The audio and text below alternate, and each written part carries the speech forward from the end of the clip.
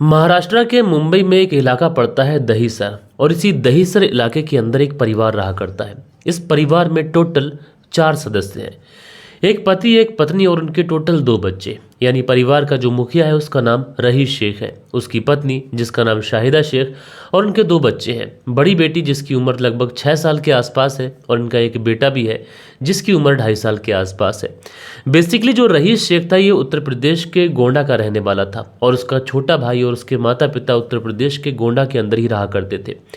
लेकिन उत्तर प्रदेश के गोंडा में रहीश शेख का कुछ अच्छा खासा काम नहीं था। उसके बाद में ये मुंबई के दहीसर आ जाता है और यहाँ पर आने के बाद में उसे कपड़े की एक फैक्ट्री में अच्छी खासी नौकरी मिल जाती है। रहीश शेख उसी फैक्ट्री में नौकरी करने लगता है। उसके बाद में ये अपनी पत्नी और अपने बच्चों को भी वहाँ पर अपने साथ ले आता है। उसके बाद में रहीश शेख को जो भी पैसे मिला करते थे उससे ये अपने परिवार का अच्छे तरीके से भरण पोषण कर रहा था। सारी चीज़ें बहुत ही बढ़िया तरीके से चल रही थी। धीरे धीरे समय गुजरता है, वक्त गुजरता है और वक्त गुजरने के साथ में तारीख आती है 25 मई साल 2021 और रहीश शेख अपनी फैमिली के साथ में जनवरी साल 2021 में मुंबई में मूव हुआ था। इसलिए जैसे ही 25 मई साल 2021 की तारीख आती है, रहीश शेख की पत्नी शाहिदा शेख पुलिस थाने पहुंचती है और अपने पति की गुमशुदगी की रिपोर्ट दर्ज कराती है। शाहिदा शेख बताती है कि उसके जो पति है ये 21 मई को काम पे जाने के लिए घर से निकले थे, लेकिन उसके बाद से लौट कर नहीं आए। 4 दिन तक मैंने उनका इंतज़ार किया, लेकिन उसके बावजूद भी जब उनकी कोई खबर नहीं मिली है तो उसके बाद में मैं मिसिंग कंप्लेंट दर्ज कराने के लिए आई हूँ। अब दोस्तों जो पुलिस थी वो शाहिदा शेख के कहने पर आखिरकार कंप्लेंट दर्ज कर लेती है। उसके बाद में जहां पर ये शाहिदा शेख और रहीश शेख रहा करते थे वहां पर जाकर कॉलोनी में लोगों से पूछताछ भी करती है, लेकिन लोग बताते हैं कि जो रहीश शेख है ये बहुत ही सीधे किस्म का व्यक्ति है, बहुत ही सीधा साधा व्यक्ति है। अब पुलिस को भी ये लगता है कि शायद रहीश शेख कहीं पर काम से गया हो या फिर वो घर से कहीं चला गया हो, लौट आएगा। इसलिए पुलिस इस पूरे मामले को बहुत ज़्यादा लाइट लेती है और इस पूरे मामले के अंदर कुछ ज़्यादा कार्रवाई नहीं करती है। अब दोस्तों रहीश शेख की जो पत्नी थी शाहिदा शेख, उसने पुलिस में कंप्लेंट दर्ज करा दी थी और वो पुलिस की कार्रवाई का इंतजार कर रही थी। इधर शाहिदा शेख अब अकेली पड़ चुकी थी, इसलिए रहीश शेख की फैमिली वालों को गोंडा में फ़ोन कर देती है और बताती है कि जो उसके पति रहीश शेख हैं ये पिछले 4 दिनों से लापता है। मैंने पुलिस में कंप्लेंट भी दर्ज करा दी है, लेकिन उसके बावजूद भी उनका कोई पता नहीं चल रहा है। रहीश शेख के फ़ोन की बात करते हुए कहते हैं कि फ़ोन वो घर ही छोड़कर गए थे, अब मैं फ़ोन लगाऊं भी तो किस पर लगाऊं। बहरहाल आप जल्दी आ जाइए और मैं यहाँ पर बहुत ज़्यादा घबराई हुई हूँ। उसके बाद में रहीश शेख का जो छोटा भाई होता है अनीश शेख, वो मुंबई पहुँचता है। मुंबई पहुंचने के बाद में वो पुलिस के पास भी जाता है और अनीश शेख को ये पता चलता है कि पुलिस वाले इस पूरे मामले को ज़्यादा सीरियसली ले नहीं रहे। उसके बाद में जो अनीश शेख था ये अपने भाई को खुद से ही ढूंढने की कोशिश करता है। सबसे पहले तो वो अपने भाई अनीश शेख के मोबाइल में रहीश शेख के मोबाइल में जितने भी मोबाइल नंबर जो कॉन्टैक्ट लिस्ट में सेव किए गए थे, जो जानने वालों के थे, उन सारे ही लोगों से कॉन्टैक्ट करता है और अपने भाई रहीश शेख के बारे में पूछताछ करता है। लेकिन दोस्तों बदकिस्मती से यहाँ पर भी अनीश शेख को अपने भाई के बारे में कोई भी इन्फॉर्मेशन नहीं मिलती है। उसके बाद में जो अनीश शेख होता है आखिरकार उस जगह पर पहुंचता है जहां पर उसका भाई रहीश शेख जॉब किया करता था। वहां पर जाने के बाद में मालिक से पूछताछ करता है तो मालिक यही बताता है कि 21 मई साल 2021 को जो रहीश शेख था ये काम पर आया था, लेकिन उस दिन वो बहुत ज़्यादा उदास था। शायद कुछ परेशानी उसके चेहरे से झलक रही थी, इसलिए सुबह के तकरीबन 11:30 बजे के आसपास रहीश शेख मेरे पास में आता है और मुझसे कहता है कि मुझे थोड़ा सा काम है, इसलिए मुझे घर जाना होगा। उसके बाद वो चला जाता है, लेकिन उसके बाद से फिर वो लौट कर नहीं आता। अब इधर जो रहीश शेख का छोटा भाई अनीश शेख था ये अपने भाई को ढूंढने की तमाम कोशिशें कर रहा था, लेकिन इसकी जितनी भी कोशिशें थी वो सारी की सारी कोशिशें नाकाम जाती हैं। इसने भरपूर मेहनत कर ली थी, हर उस जगह हाथ पांव मार लिए थे जहां पर रहीश शेख जा सकता था, लेकिन इसको समझ नहीं आ रहा था कि आखिरकार ये अपने भाई को कहाँ पर ढूंढे। उसके बाद में जो मई का महीना होता है, ये मई का महीना गुजर जाता है, जून का महीना आ जाता है और जून के पहले हफ्ते की ये बात है कि जो रहीश शेख की पत्नी शाहिदा शेख होती है वो मार्केट में किसी काम से जाती है और उसी समय जो रहीश शेख का छोटा भाई अनीश शेख होता है वो घर के अंदर अकेला बैठा होता है। तो ये देखता है कि उसकी 6 साल की जो भतीजी है ये बहुत ही ज़्यादा गुमसुम तरीके से बैठी हुई है। अमूमन अनीस शेख ने अपनी भतीजों को पहले भी देखा था, वो बहुत ज़्यादा शैतानी किया करती थी और बहुत ज़्यादा उसको परेशान किया करती थी, लेकिन आज वो गुमसुम भी है। इसलिए अनीस शेख को ये लगता है कि शायद उसके पिता रहीश शेख गुम हो गए, इस वजह से वो परेशान है। इसलिए अनीस शेख आगे बढ़ता है, अपनी भतीजी को गले से लगाते हुए कहता है कि बेटा परेशान होने की बात नहीं है, तुम्हारे जो पापा हैं ये बहुत जल्द मिल जाएंगे। अब जैसे ही ये बात अनीस शेख उस 6 साल की बच्ची से कहता है तो वो 6 साल की जो बच्ची होती है ये अपने चाचा से लिपट कर ज़ारू कतार रोने लगती है और रोते हुए वो अपने चाचा को एक ऐसी बात बताती है जिसे सुनने के बाद में चाचा अनीस शेख के पांव तले से ज़मीन खिसक जाती है।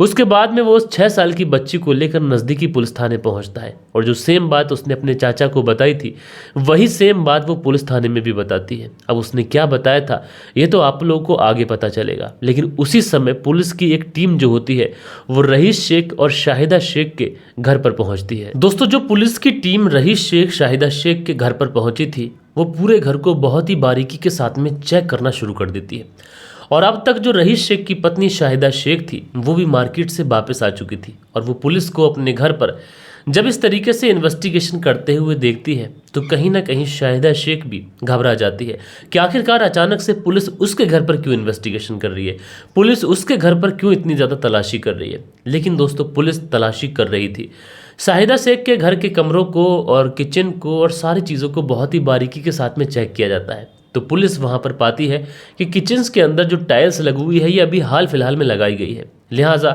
जो पुलिस की टीम होती है उस टाइल्स को तोड़ देती है। टाइल्स को जब तोड़ती है तो पाती है कि उसके नीचे कंक्रीट का एक मोटा लेयर बिछाया गया था। उस कंक्रीट के लेयर को तोड़कर उसके अंदर जब गड्ढा खोदा जाता है तो वहाँ से इंसानी अंग प्राप्त होते हैं। उसमें हाथ, पाँव और मुंडी ये सारी चीज़ें मौजूद थी। पुलिस की टीम उन सारे ही जिस्म के अंगों को लेकर फॉरेंसिक के लिए भेज देती है और जो डेड बॉडी थी उसकी शिनाख्त हो जाती है। ये कोई और व्यक्ति नहीं था बल्कि वही व्यक्ति था रहीश शेख जो 21 मई साल 2021 से लापता था। लिहाजा पुलिस ने डेड बॉडी के उन पार्ट्स को फॉरेंसिक के लिए भेजा था और यहाँ पर जो शक की सुई थी वो सीधा सीधा रहीश शेख की पत्नी इसी शाहिदा शेख के ऊपर जाती है। लिहाजा पुलिस शाहिदा शेख को लेकर पुलिस थाने पहुँचती है और पुलिस थाने ले जाने के बाद में शाहिदा शेख से सिर्फ और सिर्फ एक ही सवाल किया जाता है कि आखिरकार तुम्हारे पति जो 21 मई साल 2021 से गायब थे उनकी डेड बॉडी को तुम्हारे किचन के अंदर गड्ढा खोद कर, तो जो शाहिदा शेख होती है ये पुलिस के सामने ये कहती है कि साहब मेरे पति को किचन में किसने दफना दिया इसके बारे में मुझे कोई जानकारी नहीं। अब पुलिस साफ समझ चुकी थी कि शाहिदा शेख पुलिस के सामने झूठ बोल रही है, लिहाजा पुलिस इस पूरे मामले में और भी इन्वेस्टिगेशन कर चुकी थी। जिस तरीके से पुलिस को डेड बॉडी के बारे में पता चला था उस तरीके से कुछ और चीज़ें भी पुलिस को पता चली थी। लिहाजा पुलिस जो थी वो एक लड़के को शाहिदा शेख के सामने लेके आती है और ये लड़का कोई और नहीं था बल्कि शाहिदा शेख के पड़ोस में ही रहने वाला अमित मिश्रा था। अब पुलिस जैसे ही अमित मिश्रा को शाहिदा शेख के पास लेकर आ जाती है तो शाहिदा शेख अब पुलिस के सामने रोने लग जाती है। अब जब ये रोने लग जाती है तो उसके बाद में ये बताती है कि हाँ, मैंने ही अपने इस प्रेमी अमित मिश्रा के साथ मिलकर अपने पति रहीश शेख की हत्या की है। अब जैसे ही इन सारी चीज़ों का खुलासा हो जाता है तो उसके बाद में पुलिस हत्या के पीछे का रीज़न जानने के लिए जो बात पूछती है और उसके बाद में शाहिदा शेख जो कहानी बताती है वो कहानी यकीनन दोस्तों डरावनी थी। दरअसल जो शाहिदा शेख होती है ये पुलिस को बताती है कि रहीश शेख के साथ में उसकी शादी लगभग 9 साल पहले हुई थी और वो उत्तर प्रदेश के गोंडा में ही उसी के साथ रहा करती थी। लेकिन गोंडा के अंदर रहीश शेख का कुछ अच्छा काम नहीं था, इसलिए वो मुंबई का रुख करता है और मुंबई के इसी दहीसर इलाके में आकर वो रहने लग जाता है। उसके बाद में उसे एक कंपनी में काम मिल जाता है, वो वहीं पर जॉब करता। थोड़े दिनों तक तो वो अकेला रहता है, लेकिन उसके बाद में उसे खाने की और कपड़े धुले होने की परेशानी होने लगती है। इसलिए वो मुझे भी मुंबई लेके आ जाते हैं और हम अपने साथ में अपनी बड़ी बेटी जो 6 साल की है और 2.5 साल का एक बेटा है उसको भी साथ लेकर आए थे। हम लोग जनवरी साल 2021 में मुंबई के दहीसर में आके रहने लगे थे। मेरे जो पति थे वो सुबह को अपनी ड्यूटी चले जाया करते थे, घर पर मैं और मेरे बच्चे ही रहा करते थे। लेकिन इस अजनबी शहर में अगर किसी से कुछ मंगाना हो तो फिर किससे मंगाएं। पड़ोस में ही ये अमित मिश्रा नाम का लड़का रहा करता था। अमित मिश्रा कभी कभार जब गली में निकल के जाता तो मैं इससे कुछ न कुछ मंगा लिया करती थी। इसी वजह से अमित मिश्रा से इस जो शाहिदा शेख थी इसकी बहुत ज़्यादा जान पहचान हो जाती है। और जब धीरे धीरे इन दोनों के बीच में जान पहचान होती है तो ये जान पहचान आगे बढ़ती है। आगे बढ़ने के बाद में इनके बीच में अनैतिक रिश्ते बन जाते हैं। दोनों एक दूसरे की मोहब्बत में कुछ इस कदर दीवाने हो जाते हैं कि जब कभी भी रहीश शेख अपनी ड्यूटी पर जाता तुरंत शाहिदा शेख इसी अमित मिश्रा को बुला लेती और पूरा दिन उसके साथ में इंटीमेट होती। लेकिन इस दौरान शाहिदा शेख जो थी वो अपने बच्चों को बाहर खेलने के लिए भेज दिया करती थी। धीरे धीरे समय गुजरता रहता है, लेकिन दोस्तों कहते हैं ना कि इन सारी चीज़ों को छुपा कर करो या फिर किसी तरीके से करो, ये चीज़ें पता चल जाती है। और आखिरकार हर मोहल्ले में रहने वाले एक एक व्यक्ति को इस बात की सूचना हो गई थी कि रहीश शेख की पत्नी उसकी पीठ पीछे अमित मिश्रा नाम के इस लड़के के साथ में नाजायज़ ताल्लुकात बनाती है और उसके साथ में सोती है। ये सारी चीज़ें जब मोहल्ले के लोगों को पता चलती हैं तो वो इस बारे में रहीश शेख को बताते हैं कि तुम्हारी पत्नी का चालो चलन ठीक नहीं है, बेहतर यही होगा तुम इसको अपने गाँव भेज दो। लेकिन रहीश शेख इस बारे में अपनी पत्नी से बात करना बेहतर समझता है। वो सोचता है कि लोगों के कहने में ना आकर अगर मैं एक बार अपनी फैमिली में अपनी पत्नी से बात कर लूँ तो बेहतर होगा। तो उसके बाद में रहीश शेख अपनी पत्नी को समझाने की कोशिश करता है कि इस मोहल्ले के अंदर इस तरीके की बातें चल रही हैं, अगर इस तरीके की बातें सच हैं तब भी तुम्हें इन सारी चीज़ों से पीछे हट जाना चाहिए, और अगर इस तरीके की बातें सच भी नहीं हैं तब भी तुम्हें अमित मिश्रा से दूर हो जाना चाहिए। अब जो शाहिदा शेख थी उस समय तो अपने पति से यह वादा कर देती है कि वो अमित मिश्रा से ना आपसे कोई काम कराएगी और ना उसको घर बुलाएगी, लेकिन उसके ऊपर जो लोग लांछन लगा रहे हैं वो सरासर बेबुनियाद है। रहीश शेख अपनी पत्नी का भरोसा तो करता है लेकिन कहता है कि फिर भी तुम्हें थोड़ा सा एहतियात बरतना चाहिए, क्योंकि अगर समाज में लोग इस तरीके की बातें करेंगे तो ज़रा सोचो हमारे बच्चों पर इस बात का क्या असर पड़ेगा, हमारी फैमिली पर क्या असर पड़ेगा और हमारी समाज के अंदर क्या इज्जत रह जाएगी। उसके बाद में शाहिदा शेख अपने पति को हर संभव भरोसा दिलाती है। चीज़ें ऐसे ही चलती रहती हैं, लेकिन दोस्तों इस दौरान जो शाहिदा शेख थी उसका अमित मिश्रा के साथ में मिलना जुलना बिल्कुल भी कम नहीं हुआ था। सारी ही चीज़ें ऐसी चलती रहती हैं और उसके बाद में दोस्तों तारीख आ जाती है 21 मई साल 2025, और 21 मई साल 2025 से पहले ही शाहिदा शेख ने अपने पति को मारने का प्लान कर लिया था, लेकिन प्लान थोड़ा सा बाद में एग्जीक्यूट होना था। लेकिन 21 मई साल 2021 को अचानक से वो एग्जीक्यूट हो गया। दरअसल शाहिदा शेख ने अपने घर के अंदर कुछ टाइल्स, कुछ सीमेंट्स और कुछ जो रेता बजरी होता है वो मंगाकर डाल लिया था। और उसके बाद में 21 मई साल 2021 को जब रहीश शेख अपने काम पर गया था, ड्यूटी गया था, तो उस दौरान उसे थोड़ा सा अनकंफर्ट फील हो रहा था और इस बारे में उसने अपने मालिक से बात की कि मैं अभी जा रहा हूँ, थोड़ा सा काम है और बहुत जल्द लौट आऊँगा। अब जैसे ही रहीश शेख अपने घर पे आता है तो वो अपनी पत्नी को इस अमित मिश्रा नाम के लड़के के साथ में आपत्तिजनक हालत में शारीरिक संबंध बनाते हुए देख लेता है।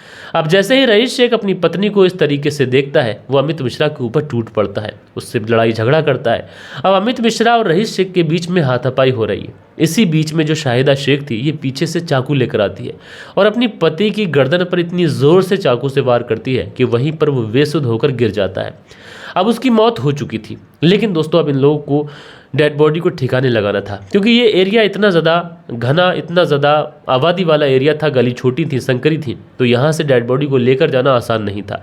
इसलिए इन्होंने प्लान बनाया था कि हम डेड बॉडी को यहीं कमरे के अंदर या फिर किचन के अंदर दफन कर देंगे।